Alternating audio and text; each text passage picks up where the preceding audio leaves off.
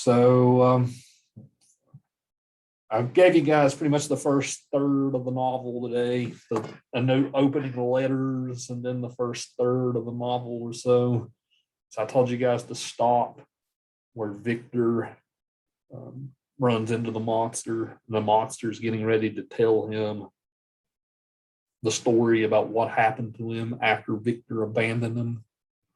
So that's kind of where it's kind of their stopping point for this week. There's so much to talk about even in the first third of it that I figured that would be a good stopping point. So next week will be when we finish it. So early next week, you'll read the next third and do your Monday post. I didn't ask you to do a Monday post this week, but next Monday, you'll read the next third and do your Monday post. And then we'll finish it and talk about the novel as a whole next Wednesday. So that's kind of our pacing that we're going at. But what to say about it then? This is actually the earliest thing that we're reading in this class. Edgar Allan Poe and Hawthorne were writing in the 1830s. This thing was written in the 1810s. So you might as well say that Mary Shelley's she wasn't the first person to write a Gothic novel. She wrote the first really good one, right? I mean, there were others before this, but she wrote the Gothic novel, right? That kind of kicked it off as a genre. So while there were Gothic novels in Britain, this is the first good one. Some people might take exception to that, right? Be like the Castle of Otranto is actually good, Jeff. I would be like, you're wrong. It's boring. So I'm an American scholar, so the British scholars would probably take exception to what I just said, but you know how it goes. So this Frankenstein is a book of British lit instead of American lit. So the next several weeks, we're going to get kind of more of like what a British Gothic novel looks like with Frankenstein and Dracula. Their first several weeks into the class of short stories, we've been doing American lit, like with Poe, Hawthorne, Flannery O'Connor, right? Charlotte Perkins Gill. All those writers are Americans. And that's mostly because the Americans innovated the short story. We were the people. We were the innovators of the short story. Before us, nobody wrote short stories. It was either novels or, as far as fiction writing goes, it's pretty much novels, and that's it.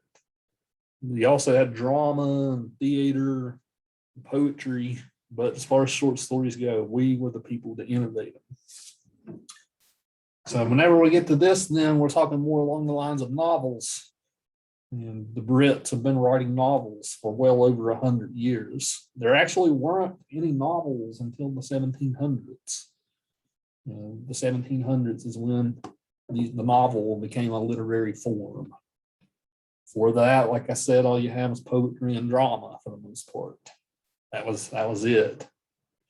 So you had stuff like Shakespeare and Milton and all this, but that's not a novel, right? That's a poem or a play. So Mary Shelley wrote this book when she was 18 years old. She wrote this when she was 18 years old. So put that in. Some of you guys in here are 18 or 19 years old, right? Some of you guys are a little older, right? Think about that. Wrote one of the most famous books of all time when she was 18 years old. It's a crazy thing to think about. But she was involved in this circle of poets in Britain called the Romantic poets. The Romantic poets were pretty much their own literary movement. The Romantic poets loved nature. Right. That was the biggest thing that they often would write about, was being nature and our place within nature. They kind of developed off the philosophy of people like Rousseau, right, who argued that humanity is a result of our nurture. Nature versus nurture is going to be a big theme we talk about today, right? It's not our natures that define who we are. It's not our genetics. It's how we're nurtured. And that's how we become who we are as human beings. So the Romantics kind of followed in that nurture front, but they were very interested in how environments shape people. How they believe that when a baby is born, the baby is a complete blank slate, right? And it's up for the parent or the society to nurture that baby into an individual. So they were all about that, but definitely the appreciation of nature, as we see here in Frankenstein. The setting is in Switzerland with these big, gigantic mountains, right? They're majestic mountains in Switzerland. As you guys know, that Hannibal of Carthage actually crossed those mountains in ancient Rome with elephants to actually go fight the Romans. Majestic, very majestic mountains in Switzerland. They actually the passage today actually ends at Mont Blanc, right, which is a gigantic mountain over there. It is also a poem by Mary Shelley's husband, Percy. There's a poem called Mont Blanc. So, that's pretty much a little bit about her. She married Percy Shelley, as I said, who was another Romantic poet. There's a whole circle of them. You guys might have heard names like William Wordsworth, Samuel Coleridge. Of course, Percy Shelley is my favorite of that lot. And also Lord Byron, who was kind of a celebrity, almost like a celebrity writer at the time. So if you guys ever take a class in British Lit 2, you'll read all those guys. But the story of the creation of Frankenstein is actually a pretty cool story. They were all these Romantic poets were kind of like sitting around on a stormy night. Right? A stormy night. They were kind of sitting around. They were like, let's have a competition. Let's see which of us can write the coolest Gothic story. Right? So you had all these guys, right? All these guy poets, a little fool themselves. And it was Percy Shelley's very young wife who wrote the greatest of the stories in the competition. They gave each other a month, so she wrote this thing in a month. So friendly competition, the woman showed the men up, right? So wrote one of the most famous stories ever. So it's really cool. So there's lots to say. We know lots about Mary Shelley's life. She had went through some miscarriages and things like that as a young woman. So whenever we have themes in this book, like abortion, for instance, those themes were very heavy on her mind. She wrote a lot after Percy Shelley died in his early 30s. She was a widow for a long time. So she did a lot more writing. Frankenstein never was top as far as her work goes. It's one of those bad things as an artist where you write your best work your very first time, right? You can never live up to it. That's kind of where she found herself. Of course, this novel was written in the 1810s. I told you guys earlier, like everybody knows Frankenstein, right? Frankenstein's a part of pop culture. We're used to let me just pull a image up here. I told you guys I'm talking about the 1930s monster movie with my colleague. But this is kind of like the normal image we have of Frankenstein, right? Of the creature, at least, right? You guys You guys have all seen that at some point, right? He's got the bolts in his neck. He's kind of got the big forehead. Right? He doesn't look as horrible as what the book makes him out to look, right? In these movies, he's taken this kind of shape and pretty much something similar to it, at least in almost every film adaptation there's been since the 30s. So he's on cereal boxes, right? Yeah, the Munsters, Herman Munster looked like this figure. So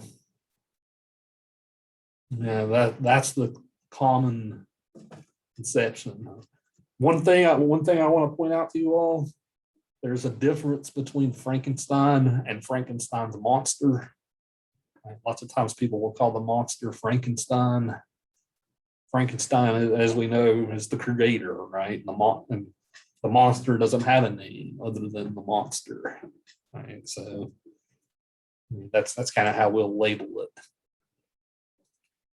But before we dive into the novel, I want to ask you guys what your experiences with Frankenstein are. Right? Have you seen Frankenstein movies? You've seen stuff like the Munsters? Where have you ran into Frankenstein in your past? I know all of you have, unless you're living under a rock, right? So what experiences did you have with Frankenstein before reading this book? Alvin and the Chipmunks. Alvin and the Chipmunks, how did they do it? Well, it was just a Halloween special they did once. Nice. So I used cool. to watch Monsters growing up. Monsters, yeah. Yeah, me too. I grew up with that as well. Yeah, that's what I grew up with. That's how I got introduced to Frankenstein. And then every Halloween, me and my dad would actually watch the original movie of Frankenstein. The 30s one. Yeah.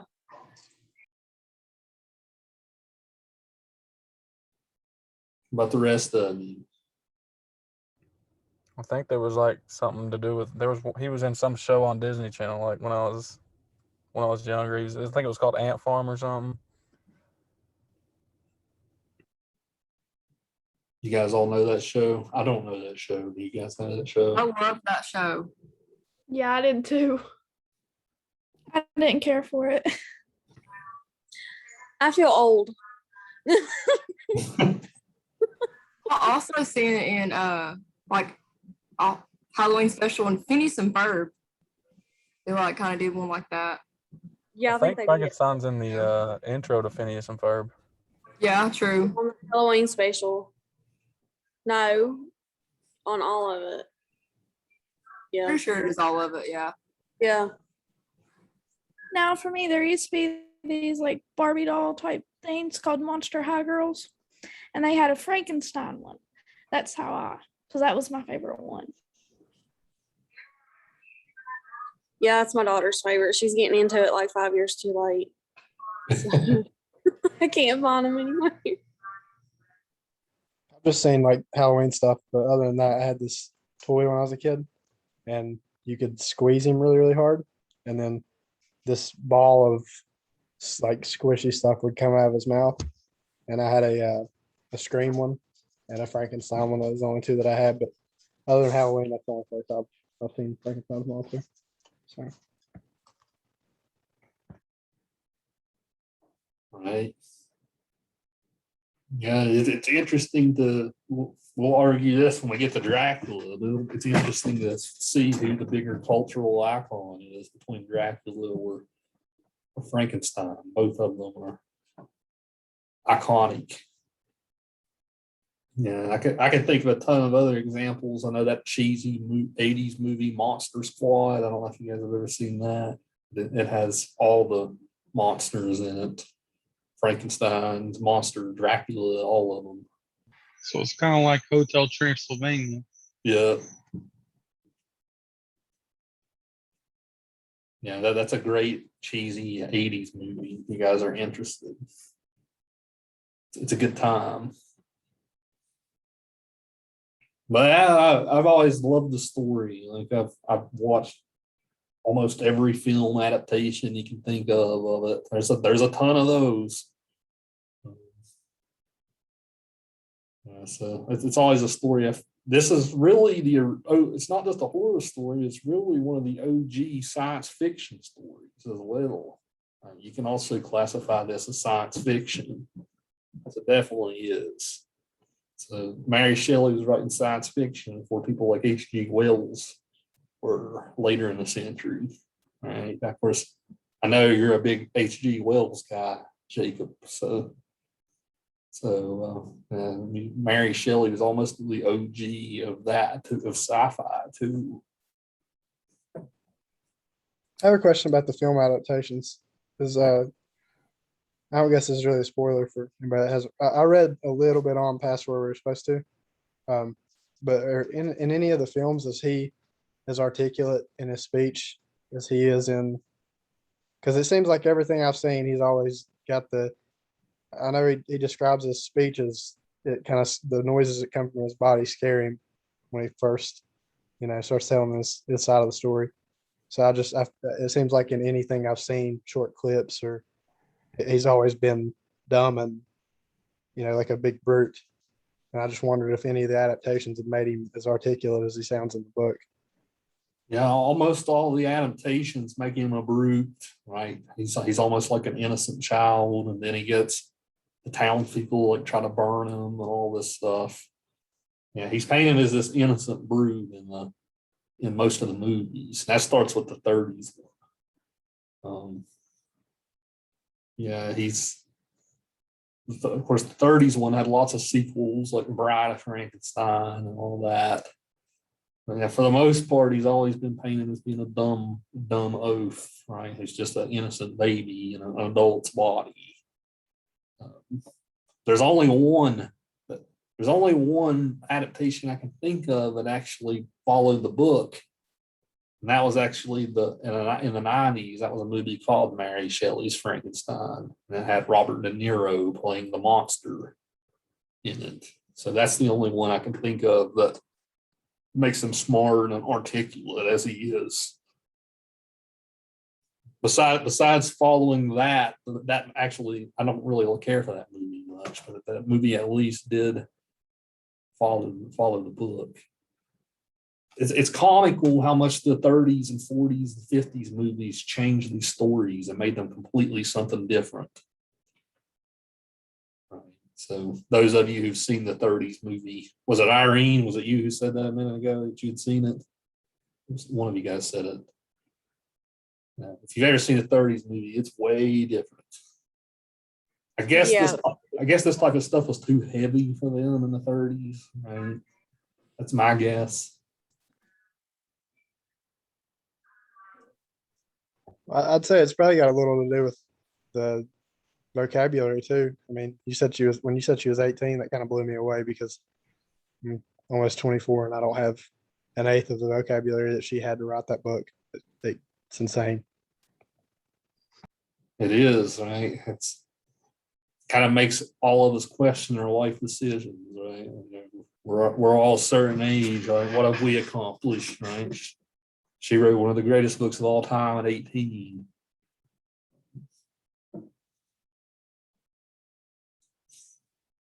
Yeah, all of you are familiar with it then. So as you started reading this novel, you probably were surprised in many ways. Computer was where you just facing the bottom left. Make sure that it's muted. Just move the mouse over there. Move the mouse.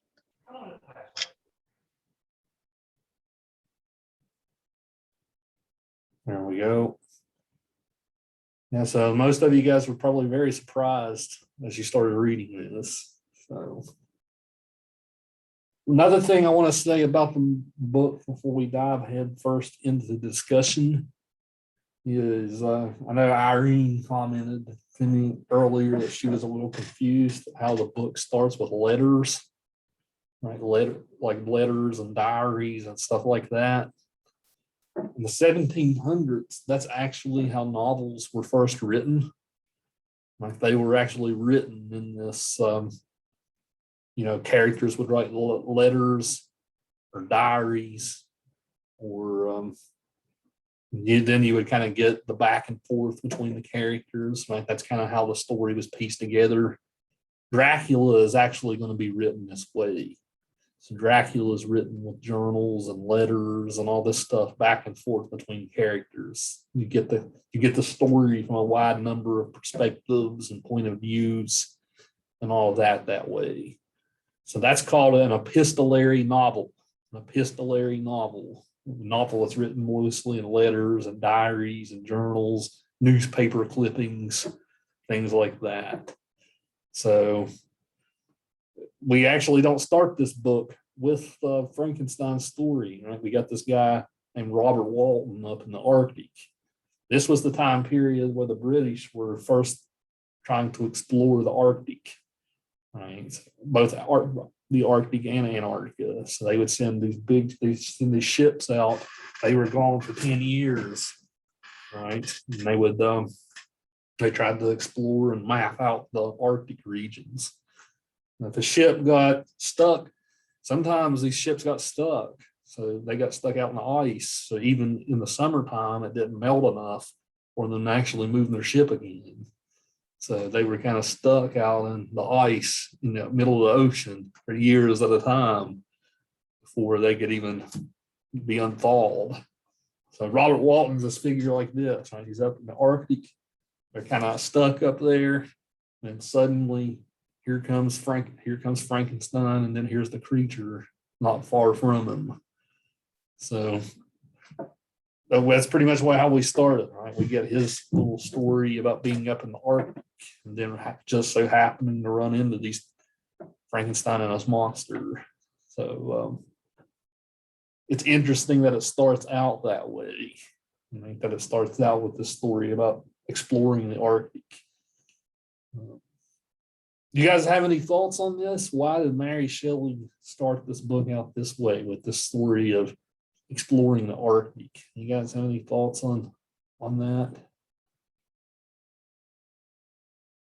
I think it was a good setup because it's a good way to make it out like he didn't sit down and just start writing about his experience.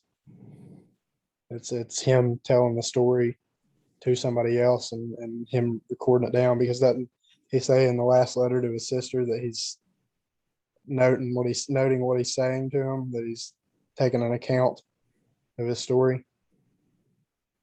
So I think that's a good way to set it up to make it seem more real. Right. I'll agree. Go ahead. And like more of a drawing period. That's the way I took it. Because once you start reading the letters to his sister, you want to know more. So I think it's a drawing period, and what Colton said.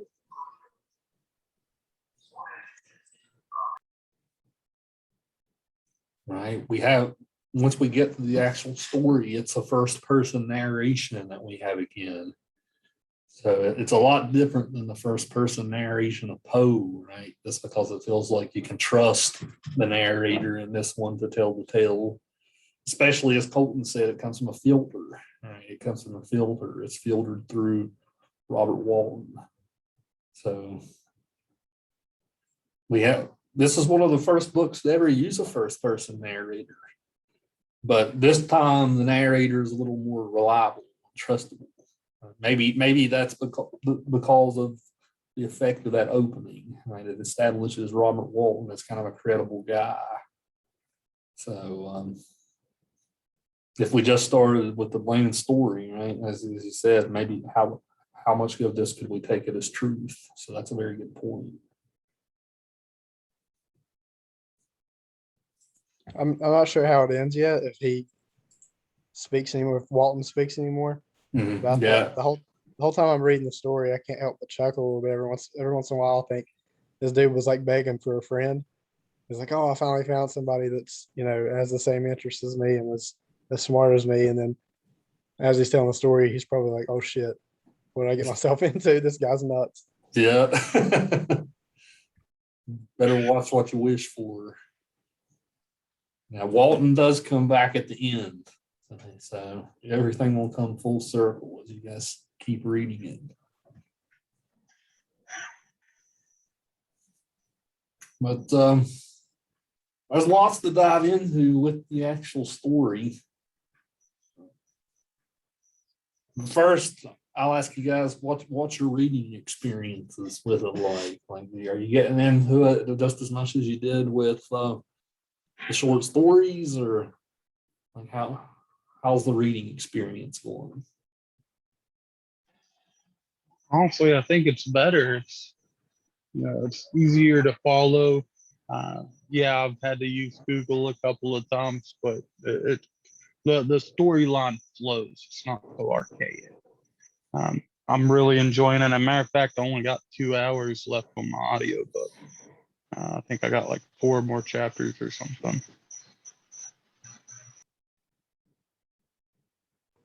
I agree. I think the only part that I got really lost on was when he was first going out to what was the name of the mountain? Mont Blanc. Mhm. When he was first heading out that way and he was describing the scenery, because it does ramble a little bit there. It goes into really, really full detail about the trail that he's on and the setting. But that's a good thing. It was just I was driving and kind of zoned out. But the rest of the story, like Jacob said, it was really easy to follow. It's in a consistent timeline. I had to look up a character map at one point because there were a lot of names getting thrown around and a lot of family members, and they would refer to them as a cousin, but almost like a sister, or an uncle, but almost like a father, like a guy like that. So I kind of got a little confused on the mapping of characters, who was who, and character names. But once I established that and got to the point that I am now and got familiar with the characters, it was a lot easier. And I think it's great so far.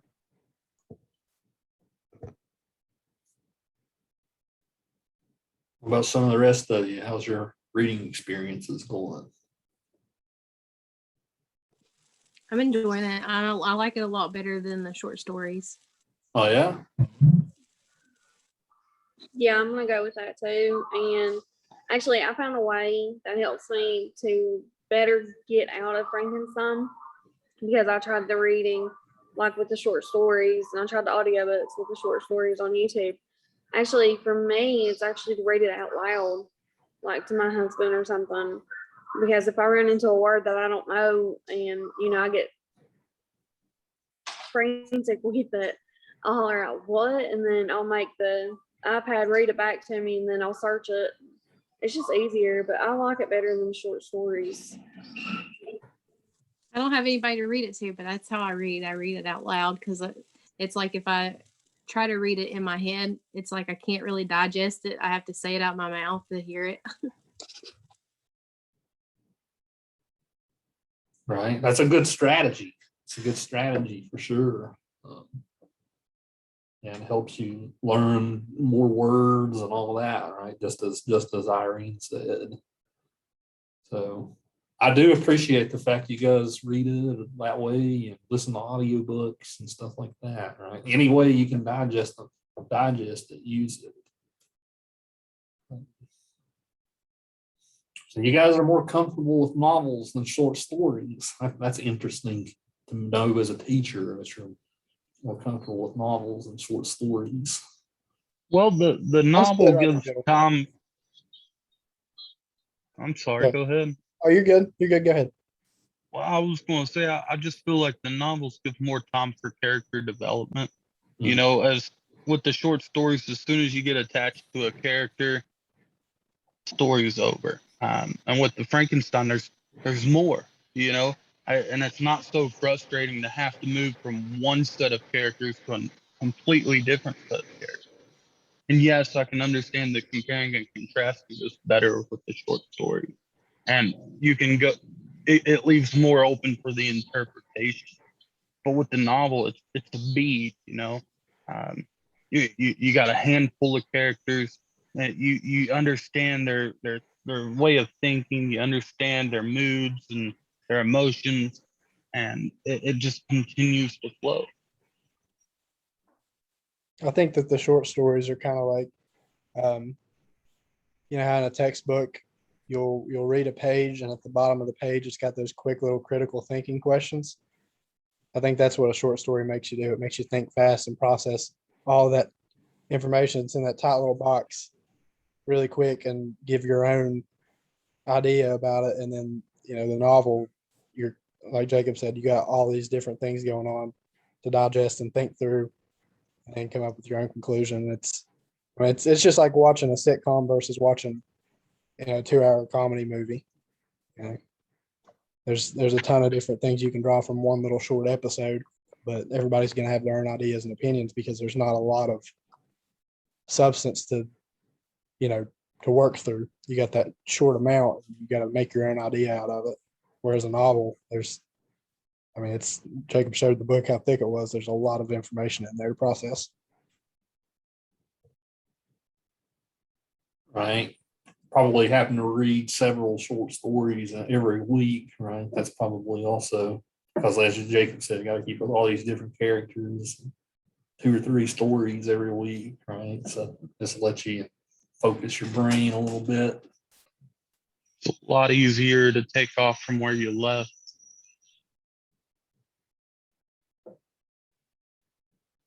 See, I was the same thing. Like whenever you're reading a short story, I feel like there should be a second part. Like I need to know more. Like is something going to happen to the character? There's something I need to know. Like it just that part where there should be something happening, but you don't know because the story just ends. So you have no idea what's supposed to happen next, and it makes me. I hate it. That's what I hate about the short story. Yeah, but all good stories must come to an end, right? True. Yeah. You can't help but wonder what the misfit did after a good man's hard to find, right? You know, what happened to the narrator of the yellow wallpaper, right? You can't. Short stories leave a major cliffhanger, and then you're just sitting there like, really? It's like if your TV shuts off in the middle of your favorite series, and you've rewatched and rewatched and rewatched, so you know exactly what's going to happen, and then here it is, the new episode, and then your TV goes out or your internet goes out, and you're just sitting there. It's like when you're watching a show and it leaves the season on a cliffhanger, and then the show gets canceled. Right? It kind of feels like that.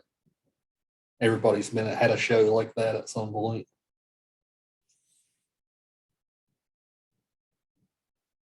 So good. Yeah, interesting. You guys like the novels. I'll definitely be interested to hear what you guys have to say about the next one, since it's written in these only the letters and all that we get for this one's at the beginning and the end, but the next book's all in letters and diaries and stuff. So that one will be interesting once we get to it. So where to begin with the story and the themes and the ideas? So in this first section to summarize, we pretty much get Victor's origins, right? Him living in Switzerland, as Colton said, and all of his family members. He has a younger brother named William. He has Elizabeth, who is kind of like his adopted sister, and later would become his wife, right? She's his love interest as well. We have his father. We have his mother's dead, right? That's going to be something that we're going to dive into today. We're going to dive back into Freudian psychology today, guys. So we're not leaving Freud behind. We're going to be talking about it today. But we have his father. His mother's been dead for a long time. We have Clerval, who's his friend. Right, that's his friend that goes to college with him. Right. We have their kind of the woman who gets accused of murdering William, who's kind of like their servant. Right, we have her as well. What's her name again? You guys refresh me. What's her name again? Starts with a J. It was Justine or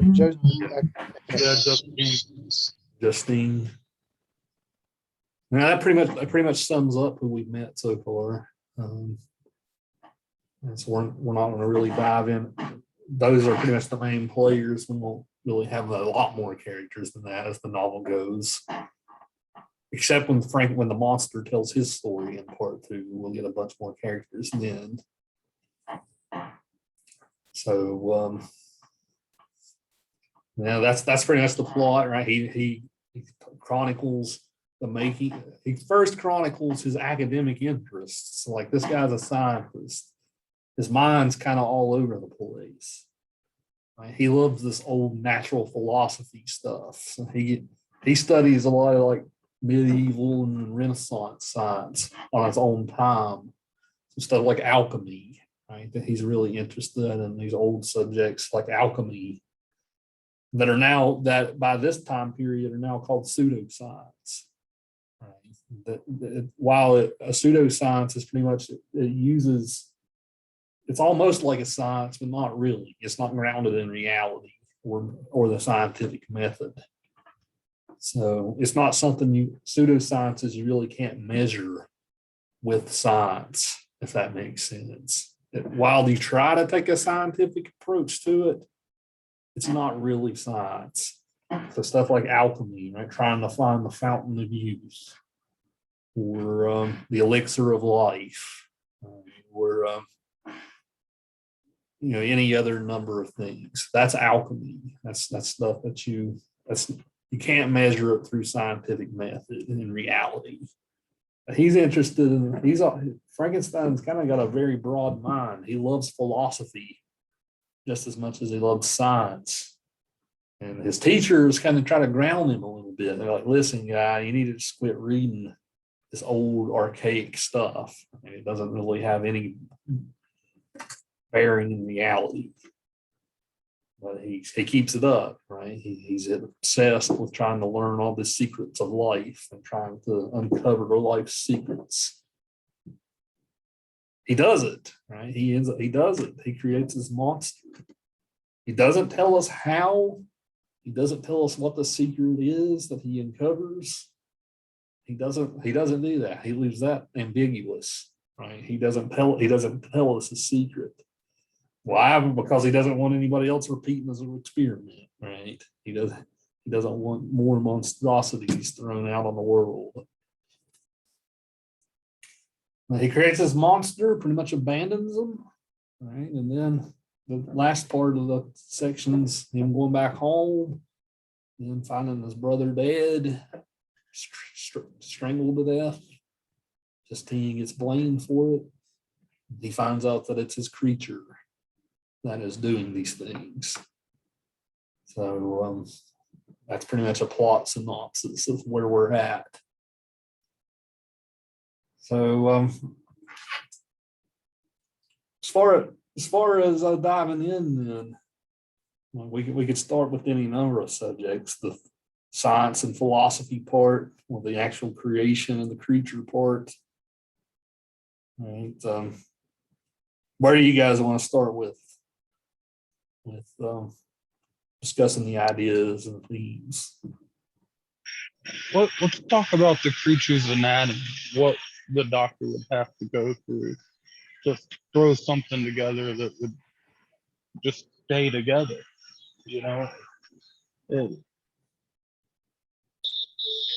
I don't remember if it said he was robbing graves or if he was using cadavers or what was going on. And yes, maybe some parts could be older, but for the most part, the organs are going to have to be fresh. The brain alone, because it's beyond proportion, right? Which means that and on the book here, it has stitching across the face. I can't help but to think that, he made the skull how he imagined. And, in the same sense, he put together a brain as perfect as he could make it. What would have to go on for a doctor or scientist or someone like that to do, to create Frankenstein's monster? Well, go ahead, Colton. I saw you unmuted. Well, I was going to ask you, since you know a lot about the film adaptations, I feel like I have a vague memory in my head of anytime I've seen it on a commercial or advertisement or something about Frankenstein's monster, there was always the electric shock thing going on. And it doesn't mention anything about that. Like you said, he doesn't go into detail on how he was created. But I feel like anybody that's done a film adaptation of it would almost have to speculate on his method, just like Jacob's asking about. And I feel like the electric shock thing's a pretty valid, it's a valid point. Yeah, that's just a classic thing. Like, to animate a corpse. How would you go about doing that? Yeah. I mean, our bodies are, I mean, we do have, it's basically electric work going on in our brain activity. Neurons are firing. So maybe they just grabbed that and ran with it. I mean, that's the only thing I can think of. But did it say that he was actually, I think Jacob said something about cadavers. Did it say that he was going in and taking parts of cadavers? I thought that it did say that. Yeah, he raids graveyards, right, trying to find body parts. Messed up. Yeah, that's a whole interesting subject for like the 17 and 1800s, right? Even like medical students, like there was like a black market for medical students to get cadavers to work on, right? Medical students would do stuff like rob graves and stuff in order to even be able to practice their craft. So that's a whole interesting subject in itself. But yeah, he did rob graves. He talked about how his first attempt, he made everything as large as it could possibly be, right? And all the parts weren't proportional. So he had large arms, right? A large head. Lots of movies make jokes about he also has a large penis, right? Lots of movies make jokes about that, right? Large everything, right? That's pretty much how he makes him. It's just so everything's not symmetrical. Right? His like part of like when we talk about human beauty, part of it, human beauty is almost symmetry, right? Like we're all symmetrical figures. We got two arms, we got two legs, right? Two parts of our face. We got two ears, right? So much of his body isn't symmetrical. I mean, that's part of the horror here. It's his body seems unnatural because it's not symmetrical. All the parts come from different people, so it doesn't add up. Yeah, what Colton said, the electricity is how it's showed in the films. Right? That's how he brings the monster to life after he puts it all together. The films will sometimes make jokes too, like Young Frankenstein's a great comedy. Films will make jokes too, like in Young Frankenstein, the comedy, like he's going around hunting for brains. He accidentally breaks the brain of like this world famous scientist or whatever. So he then robs the brain in the jar that says abnormal. Right. So suggesting that the person was mentally handicapped or something. So yeah, that's how the movies do that. It's kind of like a joke about why the monster's so clueless. But as we see from this, the monster is really intelligent. So it's interesting to think about where he got the brain. But he does talk about robbing graves in here, right? We do get that much from him. He robs graves to get his body parts. Can you imagine somebody reading Frankenstein and never actually hearing about Frankenstein or watching a movie? So you have no adaptation of what's going on and no background. And then you're just stuck with what the story says, and then you're left with no answers. Don't know, that just hit my head, my thought process there for a second. And I was like, can they actually dictate what we're talking about right now if they've never had a background in Frankenstein and never even heard of it, but yet we're left to have to read it. We're left wanting to read it. Yeah, you can imagine the 19th century readers. They didn't have the movies and stuff to go on, right? So now, two radically different texts for sure. The films and the book. Like I showed you guys a minute ago, I showed you the Boris Karloff Frankenstein Monster. Right. What's so ugly about it? I mean, he's pretty ugly, right? But it's not so horrible that you would want to kill the guy as soon as you see him, right? It'd be weird, but he looks human. Definitely the forehead. I mean, like 1,000%. He's got a caveman look to him in the films. Mhm.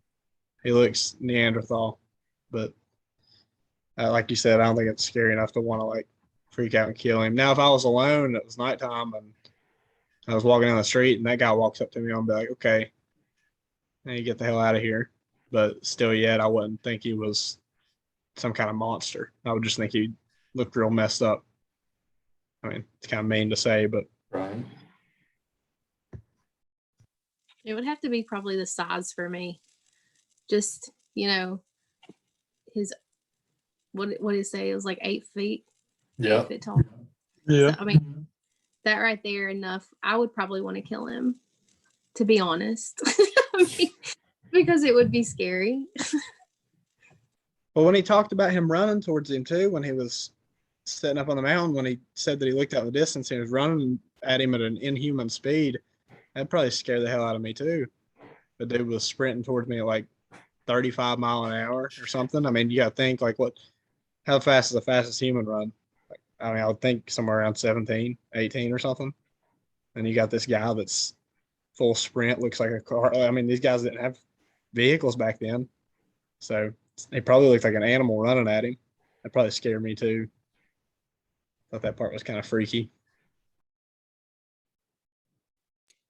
Brings the whole Yeah, mindset but he of was killed or be killed. Sorry. all good. Go ahead. That brings that whole theory, the killed or be killed, killed or be killed.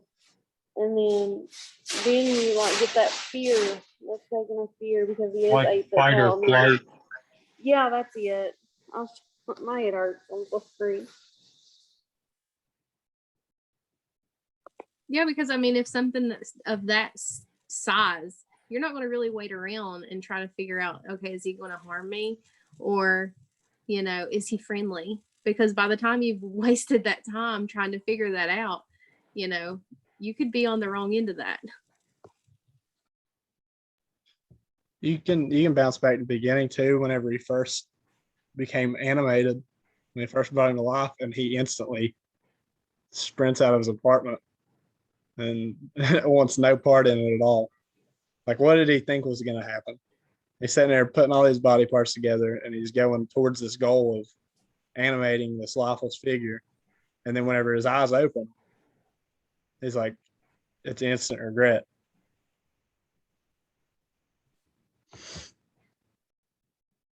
Yeah, just having it there on the table is one thing, a little experiment. See it get up and start moving towards you. Yeah. I'm sure he wasn't feeling well after that. Very disgusted by his yellow eyes, right? He always talks about how the eyes are so unhuman. And they're yellow. Their skin is sickly looking, right?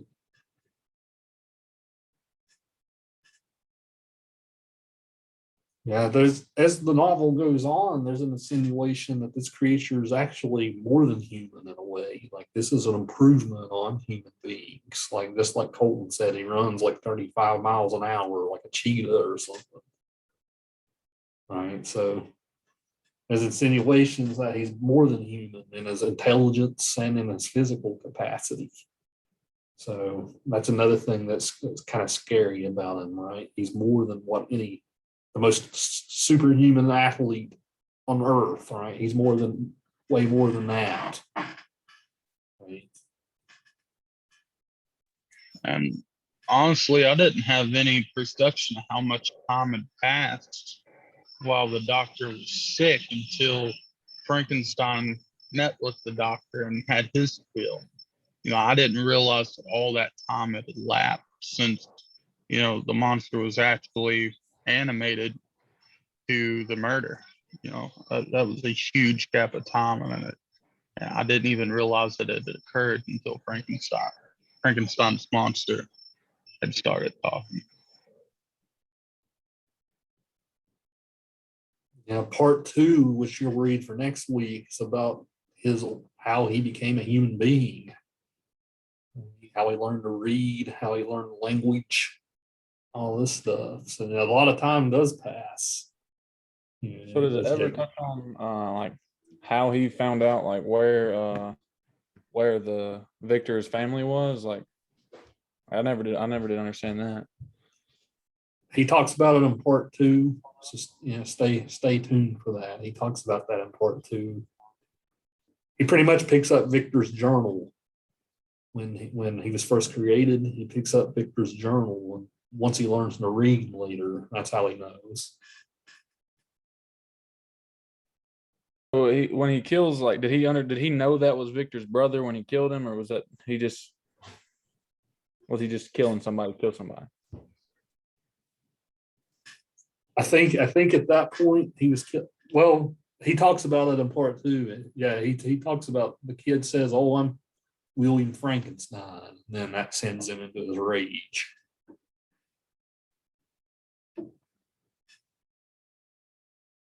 So all that'll be next week when he tells the story. Like he happens to go there and just so happens to run into William, and William's like, "Don't kill me, I'm a Frankenstein," right? And that just sends him into a homicidal rage. Like I'm the rich guy kid around here. Don't kill me, right? That didn't work out.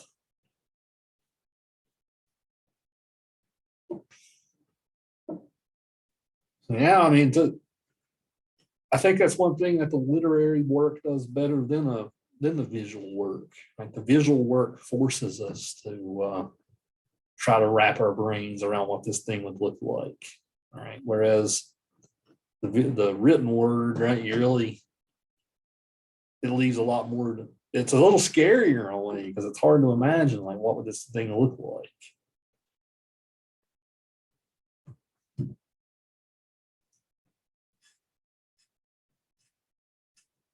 To make it that repulsive.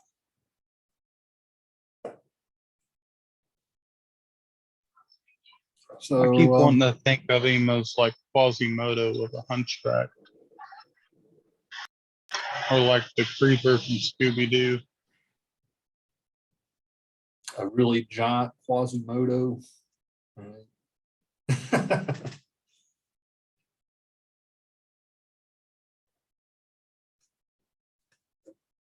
Yeah, he's also got the grin, right? Something about his grin creeps Victor out too. Victor always makes mention of how his grin is demonic.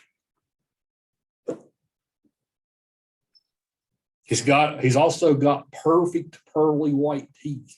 That's also described here, right? He's got perfect pearly white teeth in addition to his yellow skin and stuff. So there's a contrast. Right? That's another contrast. Like you expect him to have like nasty looking teeth or something, but his teeth are pearly white, we learn. Imagine how big his teeth were, right?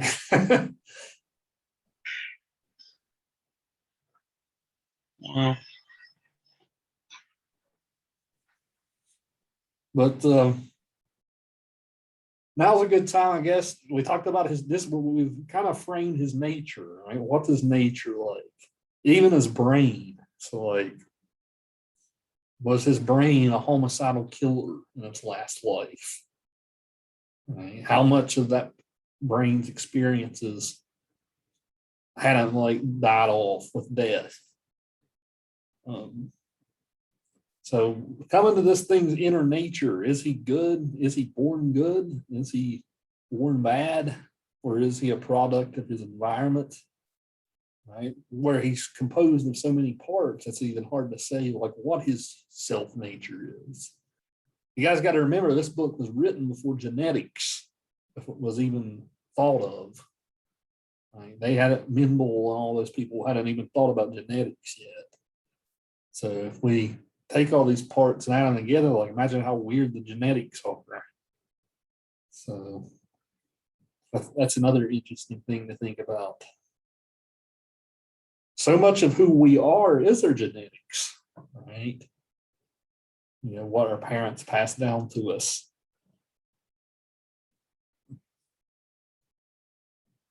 Like even our behaviors and psychological issues and stuff, like alcoholism, for instance, is very much a passed down trait.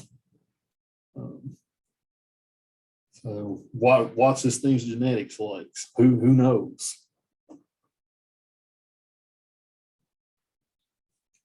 I raised that because this also takes us into like the nature versus nurture stuff in the book. Passage I want to look at is on chapter 5. Chapter 5. I'm using our PDF that I gave you. Okay, my copy is a little weird. It doesn't quite match up to my audio book, so I don't know if it's really chapter 5 or something else. What's going on in this chapter? This is the chapter right after he creates the creature, and he's kind of laying in bed.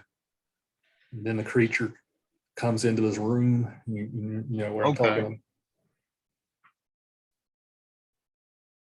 Yeah, let me read this passage for you because it's really important. And it kind of goes along with what we were just talking about too.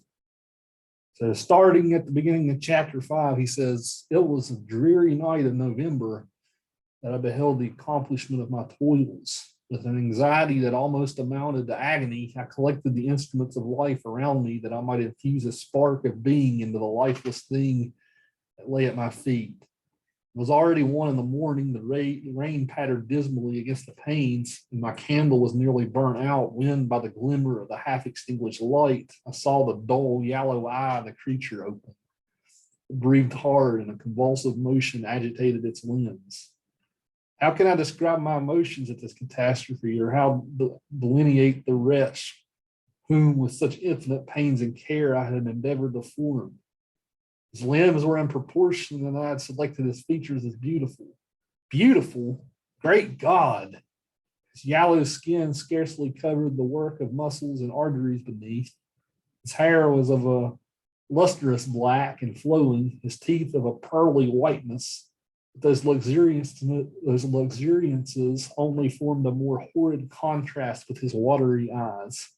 It seemed almost of the same color as the dun white sockets in which they were set.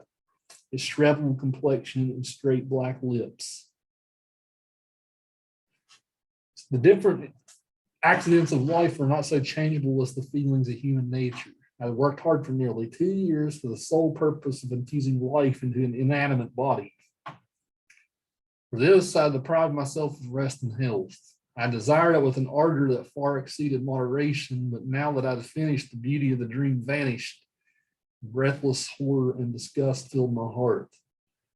Unable to endure the aspect of the being I created, I rushed out of the room and continued a long time traversing my bedchamber, unable to compose my mind to sleep.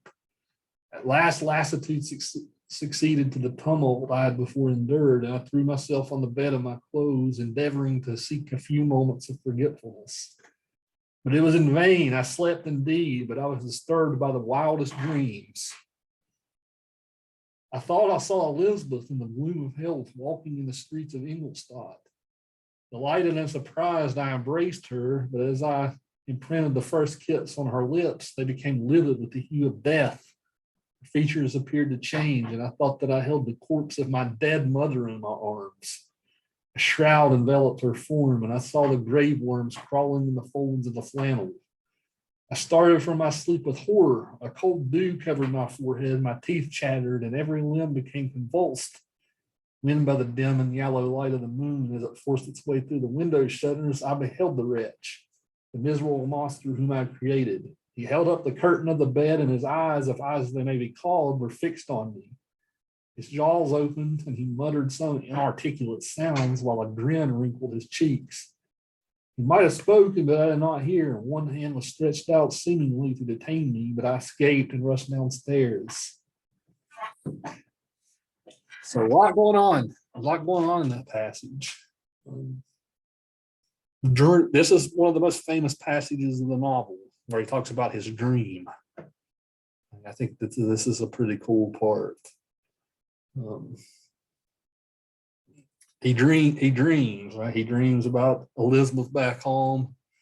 He kisses her in the dreams.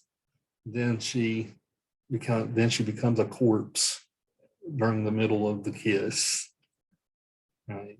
And the corpse looks like his dead mother. Right? So Colton, unpack that a little bit from a Freud standpoint. Right? What do you make of that? You're a resident psychologist here. I think that he has been dealing with death and decay so long. I mean, it says he's been working on it for 2 years.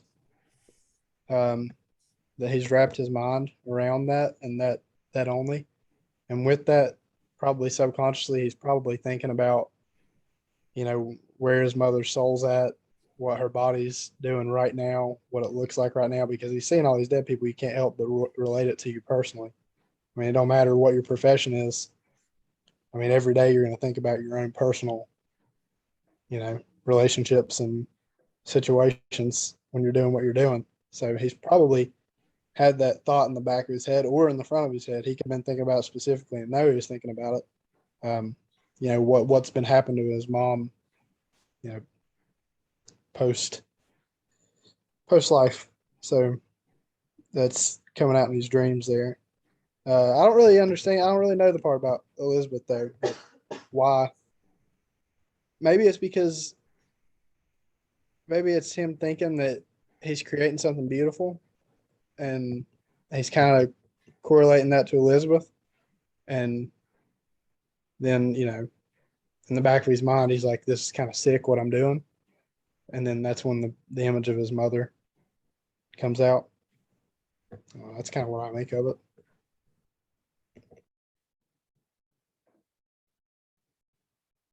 Interesting, like especially with thinking that he's creating something beautiful, but it turned out to be something sickly and deathly, right? That's definitely, I like that as far as analyzing the dream. Other thoughts? Heavy foreshadowing there, isn't it? How so? Well, I'm a little bit further in the book. I don't want to ruin it for anybody. I agree. I'm with Jacob. There's parts that I kind of want to speak on, but then again, I don't want to spoil anything for anybody. When we start talking about the nature versus nurture stuff, I'll have to throw something out there that I thought of way before it was even brought up. But it'll spoil it, but it's not. It's like anybody that's not at that point is probably like a couple pages away. So. Well, I'm leaning more towards the nature side here. He poked his head in under the curtain of the bed there, and he smiled and he tried to talk, but he couldn't. It was just babble. It was just sound.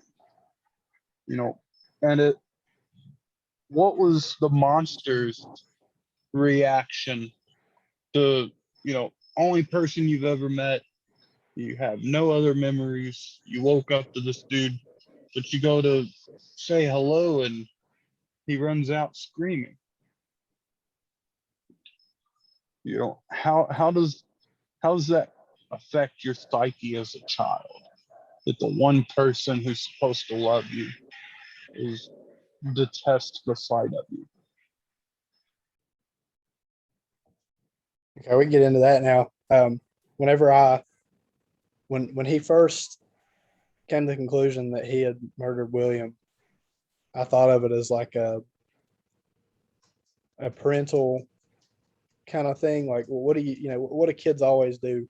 They always do stupid stuff they're not supposed to do, and it pisses their parents off. If you tell a baby or a child not to touch a cup that's on the side of a table, they're going to knock it over. And are they trying to make the parents mad? I don't know. They're trying to get attention. It's one of those things. What do we do as creations from God every single day? We try to piss him off. We sin. It's just something that we do. And then, it's like he's supposed to be, it says this, like you guys are probably a couple pages away. He's supposed to be his Adam, is what he described himself as. And instead he's being treated as the cast out angel. And when Dr. Yeager, when you said earlier that he was that some people had said that he was maybe a little too good for humanity, he was a better than what he was supposed to be. You kind of look at it as a sense of like, well, as a cast out angel, it seems as if Satan was better than what God intended on creating. He you got the angels there, and he's cast out of heaven. So then he goes on to his next creation, which is supposed to be more obedient and listen to him and do all the things he says, and they still don't. And it's like, no matter what you create, you're going to have a problem with it if you're the creator. People looking at it from the outside in are going to be like, oh, that's a beautiful piece of art, but you're still going to see that smudge that you messed up on. You know what I mean? So that's kind of how I took it, is like, no matter how well he could have made his monster, no matter how well he could have made his creation, at the end of the day, it still would have been a monster to him, no matter what it was to everyone else. I think that he still thinks that he screwed up, and he'll always think that. Is there a term for that? For when a parent has that? That guy's cool. I forgot where I was. I'm sorry. You said a term for when a parent does what abandons. Okay. Yeah. Is there a term for a psychological term for when a parent abandons a child or has no emotion towards the child or even has hatred towards it? Narcissist.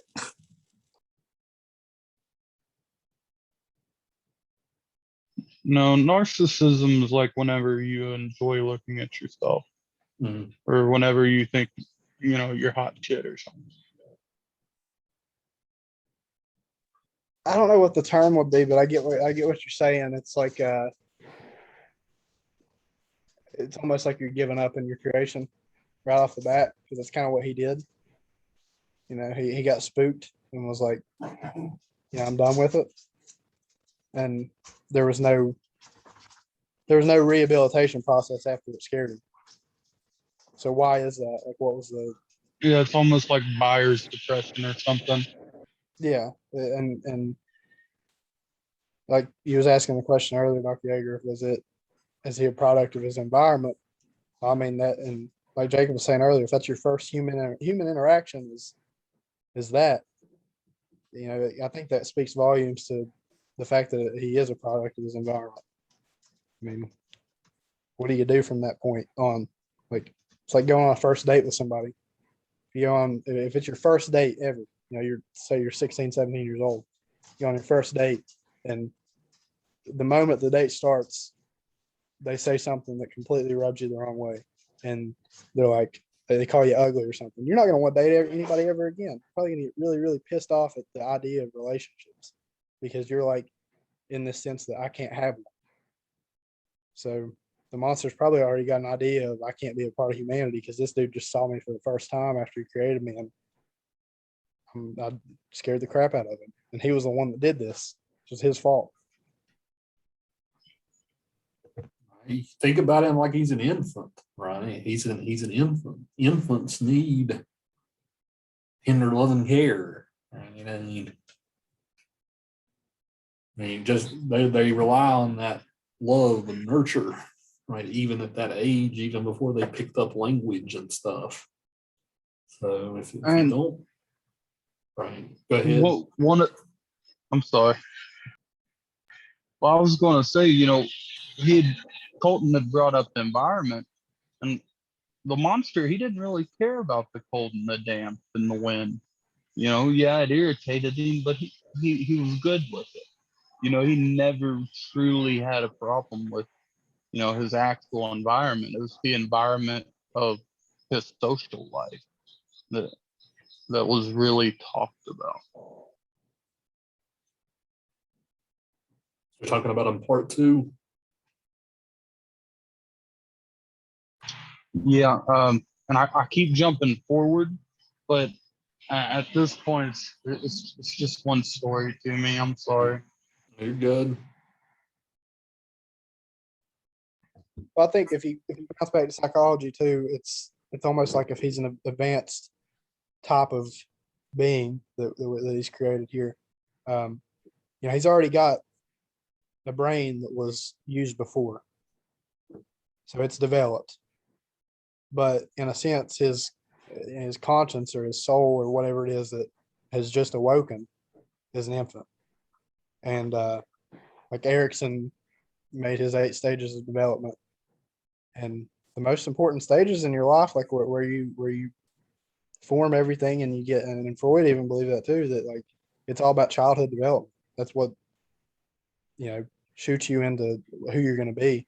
And if he's an advanced human and he's got a brain that's already been used before, days could be more influential, whereas we have years to shape who we are. But if he's advanced, a month's time, 2 months time, 3 months time, whatever's going on and is making his brain tick and go through the emotions is probably having a lot more influence on what it would a normal human that just came out of, per se, like a coma and had, maybe amnesia or something. Because this is and if you look at it in the sense that it's a new soul or a new conscience, and then he's fresh off the assembly line, basically, but he's got the biologically developed parts in there. So he's already shaped, but he's not molded yet.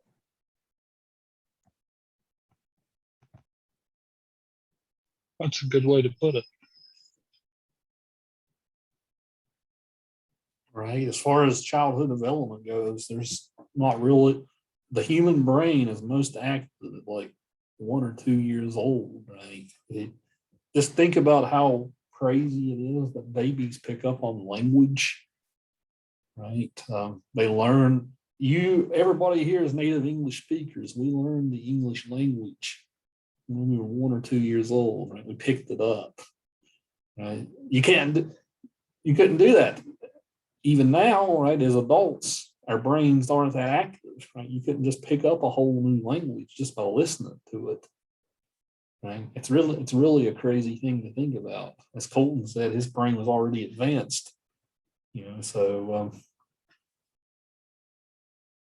Yeah, and you also get like, you have, when you're in the 1 to, I think it's 3 is where he puts it at, you learn object permanence.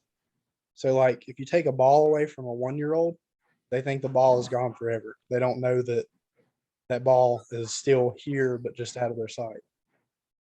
And you have to think about it as like, is the brain that's inside of this monster still capable of understanding object permanence and all of those things?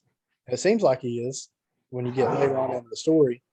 He doesn't really talk about being a baby necessarily. It doesn't seem like he's a baby. He's got his motor skills already. He walks, So there's things that he already can do and can process.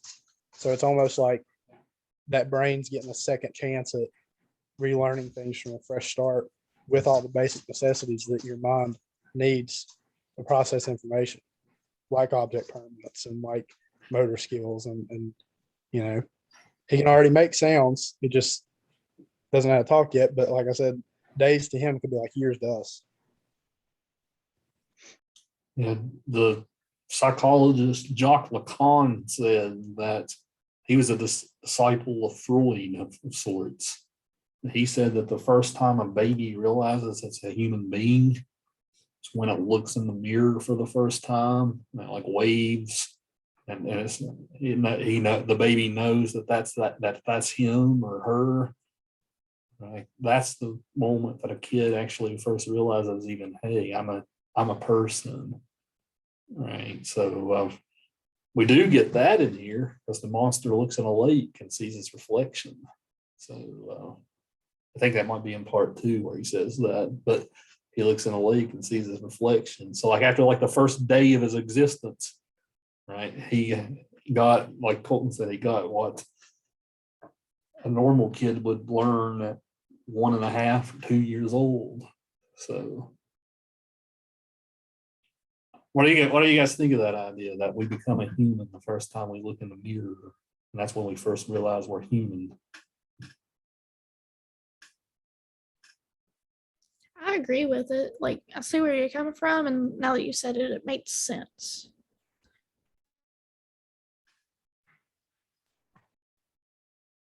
Well, it's information processing too. So like, think how advanced our brains are to understand that. You know, you can take the world's most advanced AI and make it look in a mirror, and it still doesn't understand that it's AI necessarily. Like, it still doesn't become self-aware at this point. And I'm scared for the day that we do figure that out. But you know, it speaks the complexity of the human brain that we can look in a mirror and say, wow, I'm a person and I'm here and I'm around everyone else. And this is who I am. But even robots that can, you know, do mathematical calculations in split seconds that we couldn't, that it takes us 3 or 4 minutes to do on a calculator, they can't look in a mirror still yet and become self-aware. Yeah, you're leading us down an interesting path here, Colton. That's even with like our modern world. I mean, we're not far from having androids and things like that, right? That are walking around, look like people, act like people. We're not far off from that technology. We're going to see it in our lifetimes. So this book has an age today in that regard, right? That's how much are we going to treat these things like they're people versus a machine? I saw an article the other day where they had just completed the first, it was an artificial heart. It was the first artificial heart transplant. So like it kind of makes you wonder, are we going to have a reverse Frankenstein's monster? Are we going to have a completely robotic body that we're going to be able to stick a brain in and somehow get the neurons to fire correctly to where the robot becomes self-aware and it's like, okay, I'm a human. Like I got this brain. Because you don't necessarily need the rest of it. You don't need the heart, the physical heart. I mean, not the soul. You don't need the heart. You don't really need a kidney to tell that you're a human. You know, you can take a kidney out. You still know you're human. Like when are we going to be able to just stick a brain in a box and make the components work and it be like, yep, I'm here. So we're not far off. Like you said, it hasn't aged today in that aspect.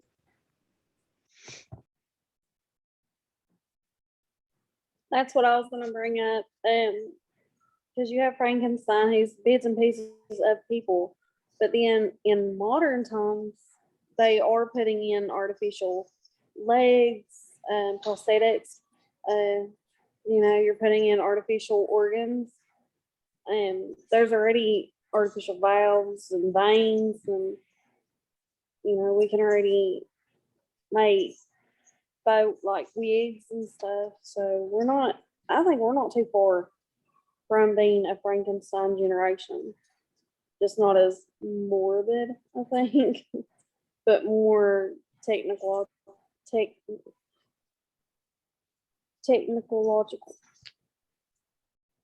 There's an old idea that goes back to Greek philosophy, ancient Greek philosophy. It's called Theseus's ship. Theseus takes his ship around the world. It's built, but as he takes it around, parts are replaced until it comes to the point that not an original part is on the ship. So is it actually that ship, or is it a new ship? Right. That's a kind of building on what you just said there, Irene. If replace all this stuff, replace your organs with artificial organs and stuff, right? Are you're the same person, or are you something else?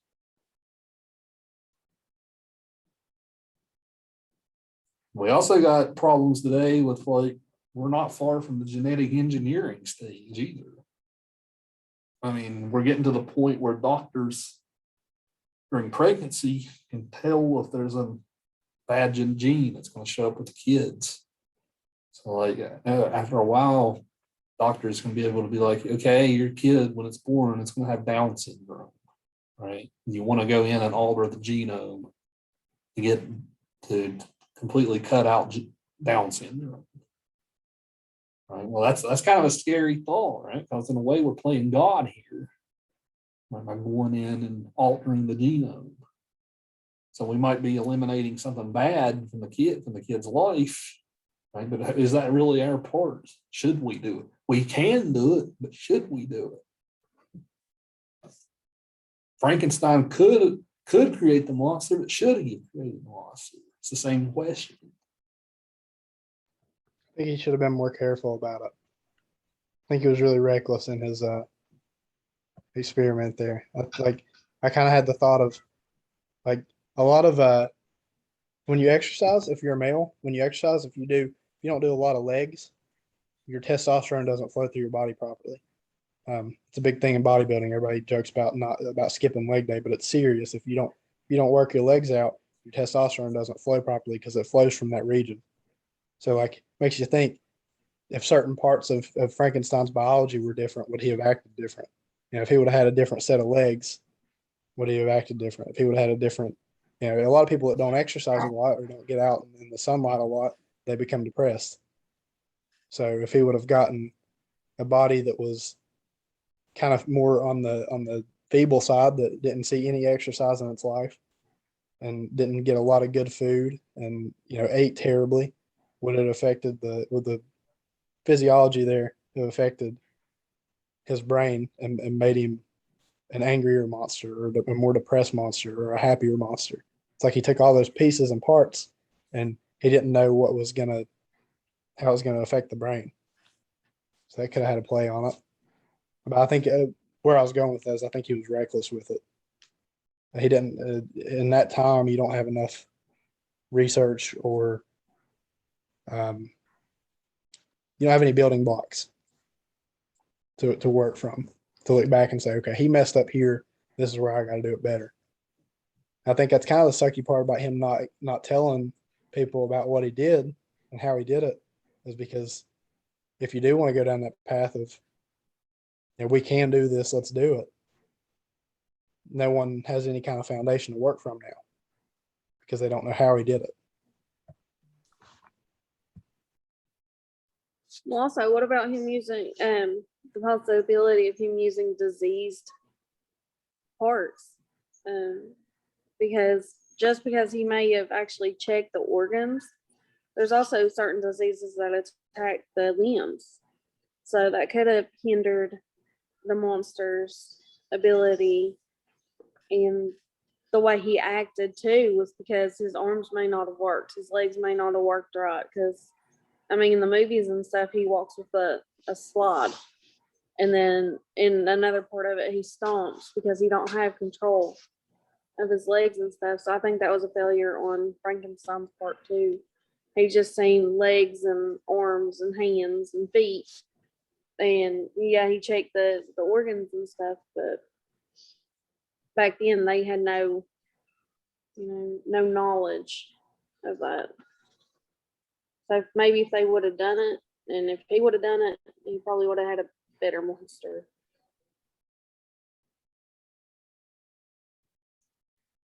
I think that idea kind of takes us back to what we were talking about last week in literature about, like, the cancel culture and stuff.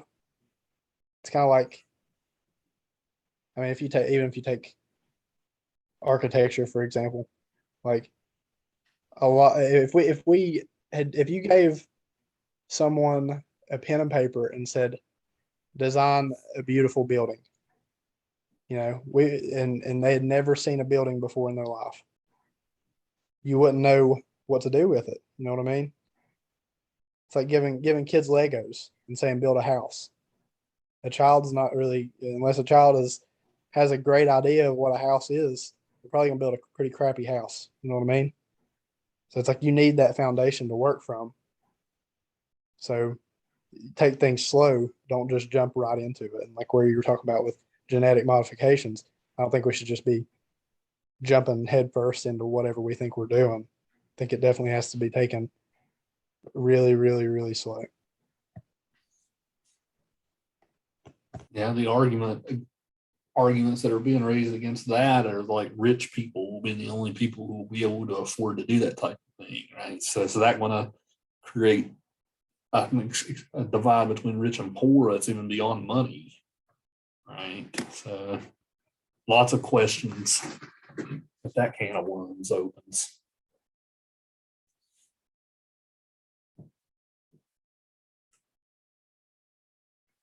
I want I've to. seen the other, completely off topic. I'd seen the other day that they were talking about unthawing Walt Disney.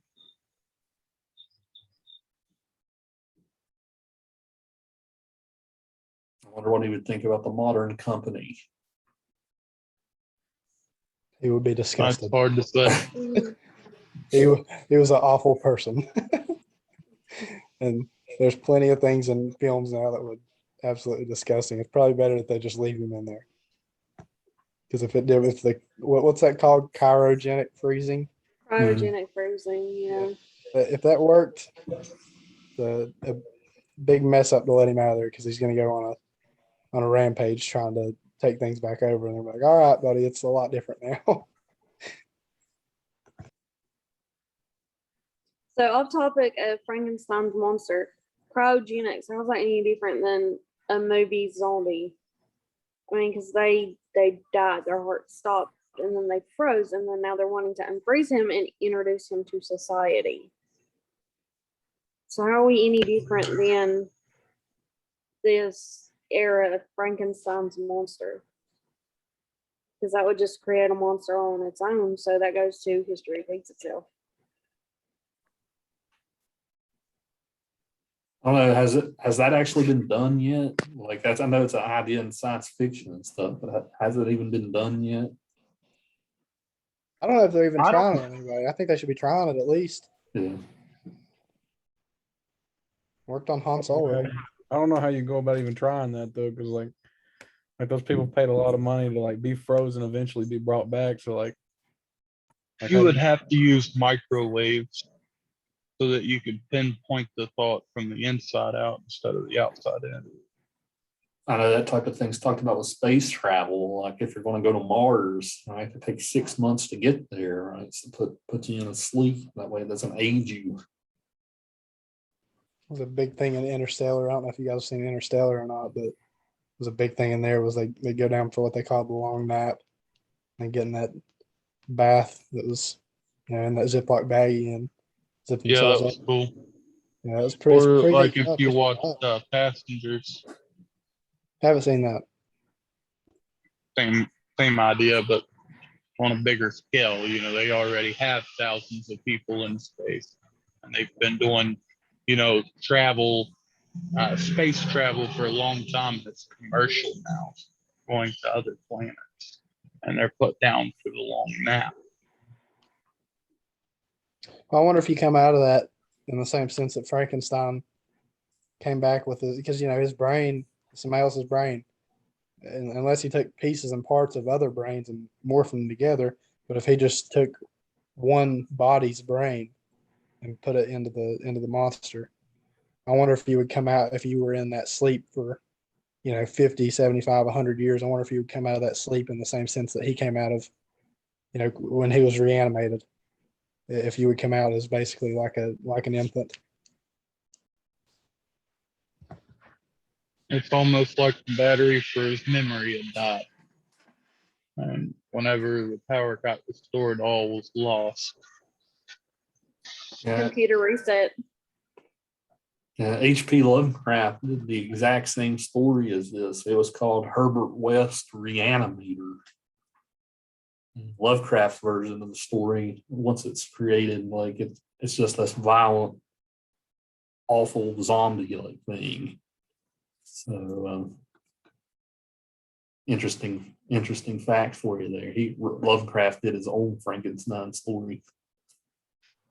Just ordered a box set of Lovecraft.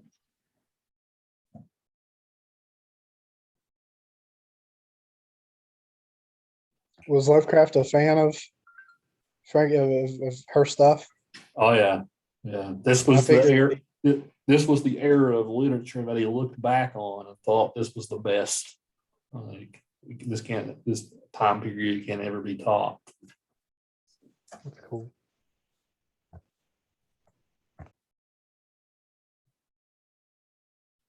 Go back to where we were like an hour ago, right, when we talked about the dream.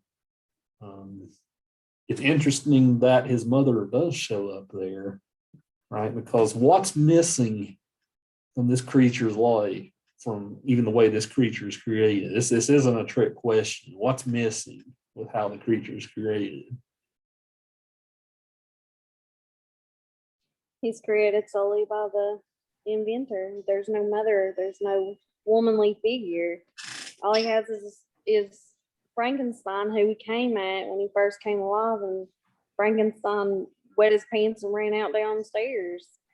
So that's, if he did have a complete computer reset, and the creature has an intuition that needs a mother and a father, and then he don't get that, put him on a rampage, made him realize he was different.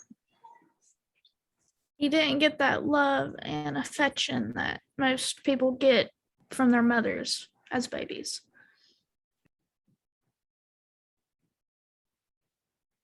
Right? You guys ever seen a cat pick up a baby possum before? Or something weird like that? Like, possum loses its mother and it finds like a stray cat, and the cat nurses it. It just shows how important a maternal figure in your life is to nurture. And Frankenstein did not have anything like that. Or Frankenstein's monster.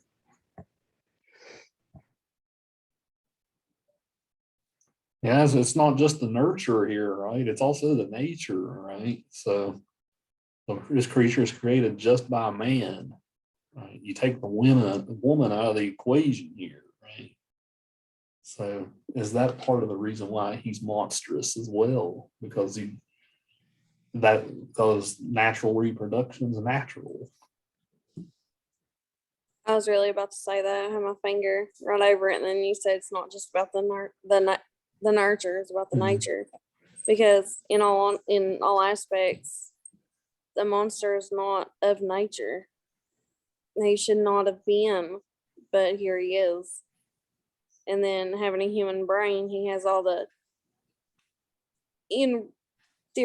theoretically, he has all the feelings and emotions of a human. But now he's stripped of nature and nurture, which makes him a monster. And then because of his size and his build, it came full circle. And now Frankenstein had to live with it.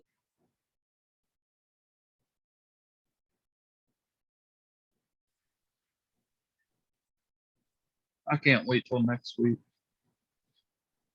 Well, when we talk about the whole thing. Yeah. So do you think if a woman would have had hand in building him, that it would have went smoother? Well, I mean, when you take just the natural process of childbirth out of the equation, right? It's like Irene said, it leads to disastrous consequences here. Maybe the lack of femininity doesn't make him human. That's kind of the idea I'm throwing out there. It's not the fact that a woman's not raising him, it's the fact that he wasn't made from a woman. Right.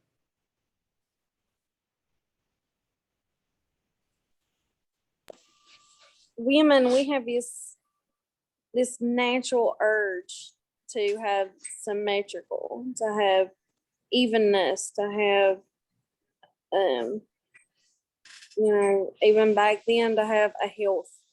We had that that need to be healthy. So I think if a woman had a hand in creating the monster, at least he'd, have the same hands, the same feet, even though it would be completely gorish for a woman to have a hand in creating a monster like this, but there'd be some aspects of him that would have been better. She speaks about nurturing a lot in the book period though, like when she's talking about his mother being sick.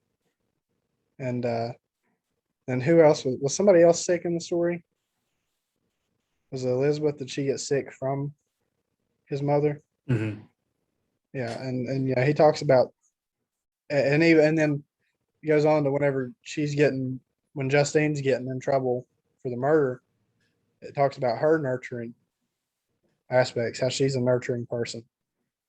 So like when she was writing the book, she definitely had that idea, I think, where she was going to talk about it a lot in the story and then make people think, oh, well, the monster didn't get any of that. He didn't get any kind of helping hand at all or any kind of warm feeling.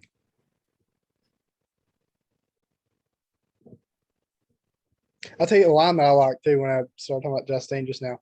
A line that I really, really like that's kind of like off topic completely though, was whenever he said that they would rather see eight innocent people suffer than one guilty person get away, and that was why they were convicting her. I thought that line was pretty cool. I think that was it. That might have been like, a little off from the exact text, but just the idea of that in the court system that, sometimes they persecute the wrong person solely for like almost setting an example. And then a bunch of innocent people suffer because of it. It's definitely a different way of looking at justice than we do as Americans. Right?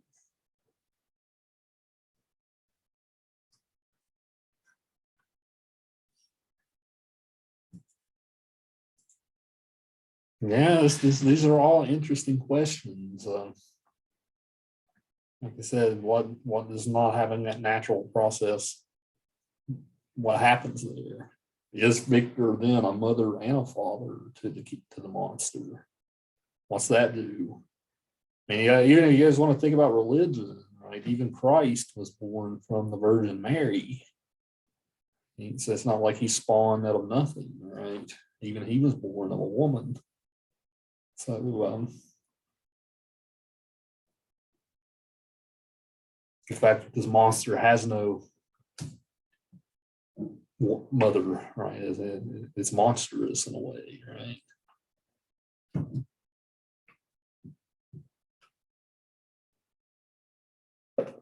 Even the Son of God is born of a woman, right? I guess that's the point I'm coming to here.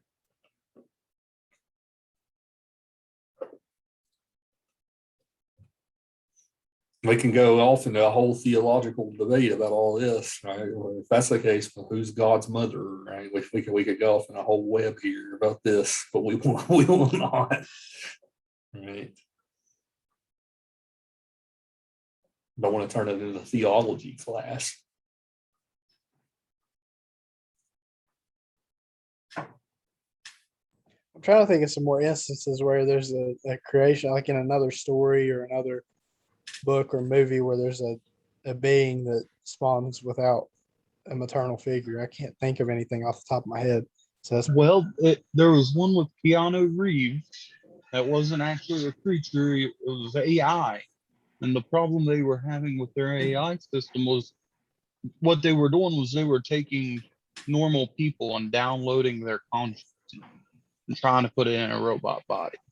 And whenever they tried to turn it on, the people would freak out because they would look down and see their new body, but they weren't able to comprehend that it was their body. They were telling machine mechanisms to move. It wasn't, they were aware, but it was almost like they didn't have a body. It was a real strange sense going on there. I'm not quite sure how to describe it to you. I know there was an issue with the body and, the people rejecting the body, but it had to do with not recognizing, your past self or how you got to where you were. You know, it was like you wanted to tear yourself apart because you didn't understand what you were. Was I that guess that where makes sense. God- Go ahead. Oh, sorry. You go. Was that the movie where his family died and like they all Yes, died? yes. Okay. I thought that was what you were explaining. I guess it kind of goes into the sense of like, if you're created in a womb for 9 months, you know, just strictly from a biology standpoint, there's something special about that. And Yeah, and I mean, you have memories of being in the womb, right? so like if you're in a womb for 9 months and then you go through the natural birth process, that's all something special and really, really specific about human development that the monster didn't have. You know, and when in the womb, in utero, you know, you're being formed based off of your genetics. And that's all really special, specific stuff that goes on with you. And he didn't have that. He was just pieces and parts. I think what would help a lot if, after Frankenstein seen what he had created, instead of like running out and just discarding him, if he would have, tried to understand him. But I mean, I can see why he would have, out of fear. But if he would have just stayed and kind of like gave him some nurturing, or so that he could gain some understanding of what was going on. You ever see That people was that are some- like, go ahead, Cassie. That was something for me too when I was reading it. You create something that takes so long to do. At what point is it your responsibility to take care of it after you've created it?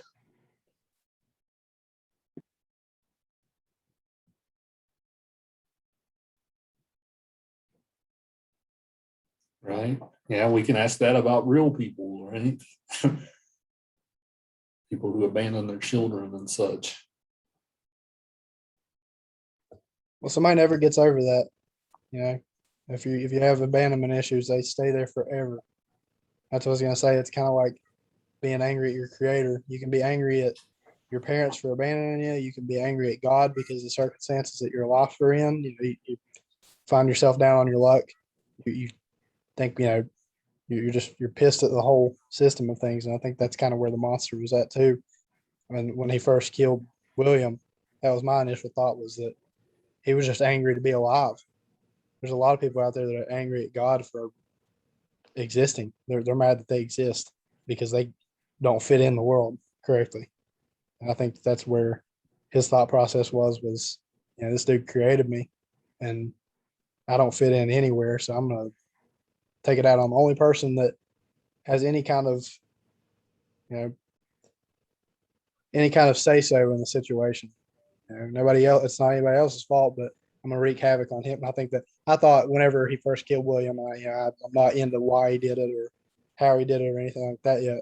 But my speculation was, I'm going to torment him. I'm not going to destroy him.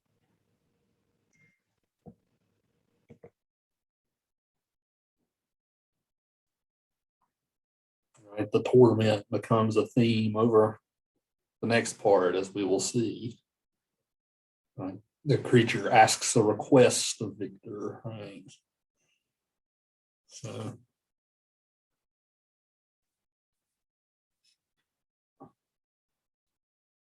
the only other, I was going to answer the question a minute ago, the only other, besides the Lovecraft Herbert West example, which they also made a 80s movie of. The only other example I can think of is that 90s movie with Arnold Schwarzenegger and Danny DeVito, twins, right? Where Arnold has the baby. Right? Yeah, Tiffany knows what I'm talking about. She's seen it. Right? Yeah. That's a movie about men going through childbirth. Right? It's supposed to be funny. It's not that deep of a movie, but it's a good time. Junior, yeah. Twins is the other one. Those two. Right? Yeah. And then they go and they find their mom at the what is it, old folks home or something, retirement home. Yeah. Yeah, they had used her eggs or something like that. Yeah, so that's the only other example I can think of besides more gothic stories. If you guys, Jacob, especially you like Lovecraft, if you're interested in reading that story, it's a good one. Herbert West, Reanimator. Okay, I'm not sure what's coming in this box set. I was scrolling on Amazon, Creature of Habit. I just kind of hit add to cart. One last question before we conclude today. Let's go back a couple of weeks to Hawthorne. Remember, Hawthorne was writing a couple of decades after Shelley, especially when we talked about the birthmark. We talked about how it's a very Frankenstein-like story. I don't know, did any of you guys make any connections between Hawthorne and this story while you were reading? Or was that 2-3 weeks? Is that 3 weeks ago in your mind? All right. Did any of you guys make a connection between these two stories, especially like the birthmark, trying to get rid of it, and the scientist figure? The scientist figure is a very similar type of character here. I think before I didn't realize it until you just mentioned that, but I think that the recklessness that was involved in the creation of the monster and also getting rid of the birthmark, I think the recklessness of just wanting to succeed in their craft. I think that's kind of the same thing. Right, the obsession. I didn't realize it, didn't think about it until you said it, because I do good to remember 3 days ago. But whenever you said it, yeah, the recklessness of the sign, just no matter the outcome of what would happen, just pushing to succeed, not knowing what that success was going to actually bring.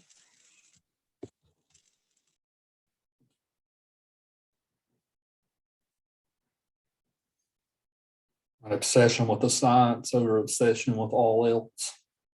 Right. That's the same type of idea we talked about there. You can kind of imagine Victor Frankenstein's stare would probably be like the stare of the doctor in the birthmark, right? Super scientific and calculating.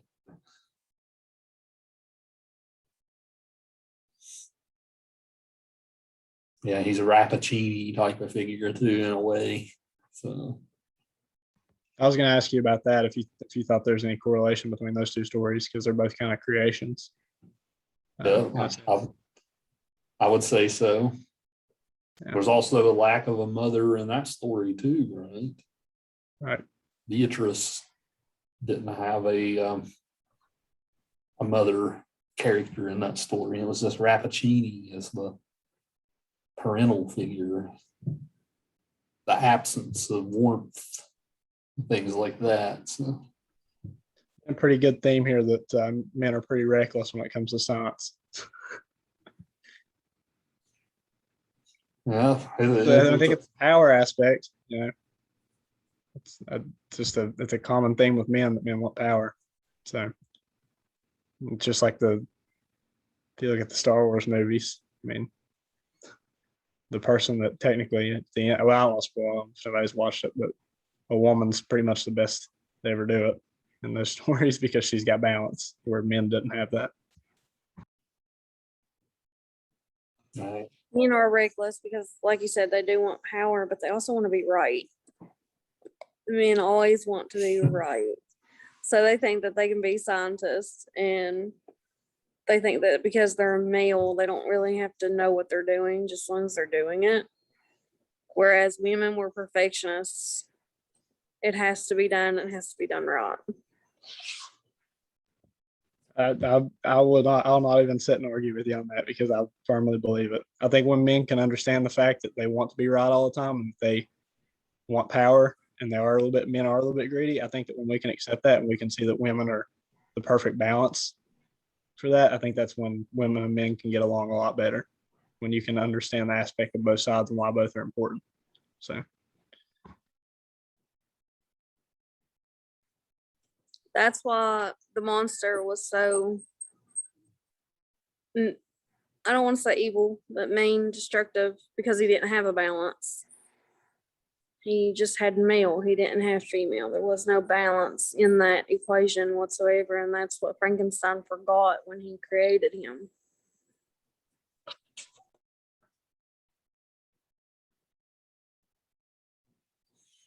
I think that taking the maternal figure out of the aspect, and like, I mean, aside from the natural birth, if you just take the fact that he doesn't have a mother biologically or a father biologically, technically, like that he was built, I mean, that completely separates him from being a human. I think that's a big question to ask: is he a human at all, or is he pieces of human? I don't think he's a human at all in the story, the monster. I think that he's completely separate from human species because of the way that he was created. So if he's not a human, does he have a soul? Yeah, that's a big question. That's the probably the $1 million question there. Too big a question to ask with 5 minutes left. Well, yeah, I think that's a good question for next week after we all figure out his motives. Yeah, Jacob probably already has his answer. You can have a whole week. Yeah, I'm trying to stay quiet here.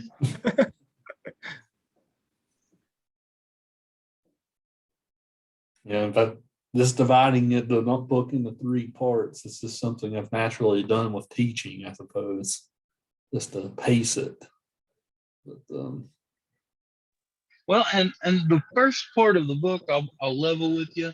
I was really trying to just knock through as much of it as I could because I was scared I wasn't going to be able to read enough of it to be relevant in class and to write my paper. And by about 2 o'clock in the morning, I was really well into it and just couldn't turn it off. So that first part, yeah, maybe I was a little drowsy and I didn't pay quite as much attention as I did to once things really started to develop. Like I didn't really remember any of the letters.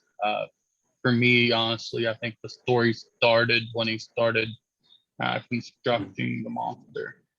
That's where I really started paying attention to it. Did anybody else underestimate the book entirely? Yeah, Going into it, I wasn't looking forward to it. I was not either. I ain't gonna lie. I was like, this is probably gonna be really our most boring read so far because it's a novel and we've been reading these short, quick stories and able to come up with all these ideas. And I was like, it's gonna suck. Started listening to it. I even listened to it on my way to lunch earlier with my mom in the car. She was listening to the chapter where Justine was just now getting in trouble over the murder. She was like, I want to know what happens now. And she had only listened to like 10 minutes of it. I was like, yeah, this is really great. I'm very surprised by it. Yeah, very attention grabbing, held focus well. I literally told my husband because, like I said, I started on the letters. I didn't even know they existed in the book. And I was like, if the rest of this book is like this, I'm screwed. I said, there's no way I can't read this. No, just no. And then after I got to the actual chapters and started reading, I was like, I have to drive now. I have to go to class now. I don't want to let it go. I didn't know anything about the story at all. And in the initial letters, I was beginning to think that dude was looking for a boyfriend, honestly. I definitely thought he was looking for a romantic partner. And I thought that it was going to have some effect with the monster. I was like, man, where is this going? But I thought too, I was like, okay, so he's going to create a monster because he's gay and wants a love partner because he couldn't find one on the ship. And I was like, dude, what am I getting into? Because, like movies are always different than the book. They're completely different. So I thought, oh my God.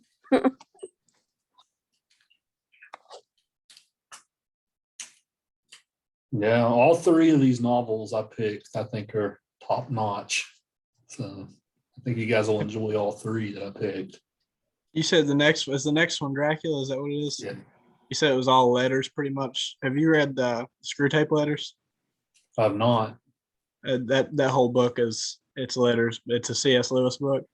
It's between basically a young demon that's fresh in his craft, and then a wise, experienced veteran demon trying to tear at a human that's, leaning into theology and starting to try to figure out the bigger picture. And it's all letters back and forth. And I I thought I was going to be like, man, I'm not going to follow this, but it was actually really good. So look forward to Dracula. Yeah, I love how Dracula is written. It'll be interesting to hear what you guys think about that in 2 weeks. Especially you had trouble with it. I think the Dracula might be a little easier than the first couple of letters of this, though.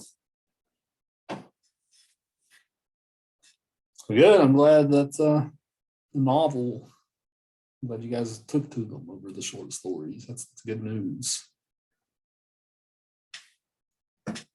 So we'll call it a day there. But remember, you guys have a paper coming out. So if you haven't started it yet, now's a good time.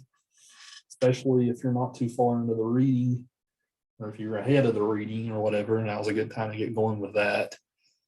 Anytime if you guys want me to look over an early copy or something like that over the next week or so, ask me. I'll be happy to do that. I think it's due the 7th, Friday the 7th, right? So you guys got a lot more time still, but so you need any help with that over the next week, just ask. Then you'll have your 2 discussions next week on part 2, and then they'll come back to class for the 3rd part.